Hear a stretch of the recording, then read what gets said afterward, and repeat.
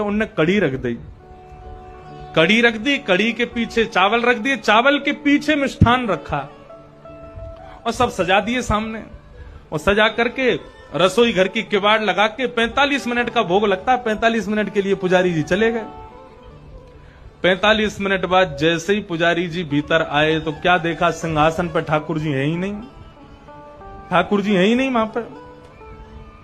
पुजारी जी बोले, अरे भैया ठाकुर जी कहां गए, पूरे मंदिर में हल्ला है, वो सब इकट्ठे है गए, ठाकुर जी कहां चले गए। कोई ने कही, बोले छोटे से ठाकुर जी है सके इनमें कढ़ाइयन में गिर गए हों छानो।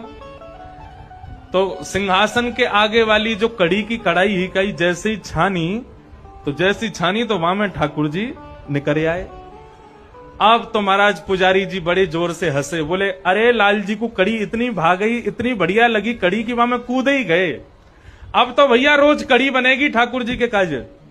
अब तो कोई भी उत्सव हो, कछु भी हो, रोज कड़ी बन रही है, रोज ठाकुर जी के आगे कड़ी रखी जावे।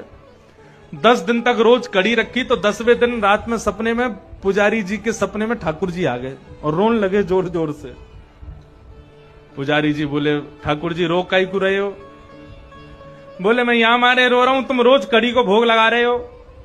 बोले मैं तो यहां मारे लगा रहा हूं, बाद में आप कड़ी में कूद गए, इतनी बढ़िया लगी कि वहां में डूब ही गए, तो हमको लगी कड़ी ज्यादा पसंद आ गई है, तो रोज कड़ी को भोग लग रहा है। ठाकुर जी बोले, अरे मैं कड़ी में कड़ी खावे को ना कूदो, तो फिर काय को कूदे। बोले तुमने खीर दूर रख दी, मैं तो खीर खावे जा रहा हूं, बीच में कड़ी पड़ गई, सुबह में गिर गो। अब तुमको लगी कि मुझको कड़ी पसंद है, तो रोज कड़ी को भोग लगा रहे हो। भैया मैं तो खीर खावे जा रहा हूं। फिर पुजारी जी ने क्षमा मांगी, अरे हमसे अपराध है गयो।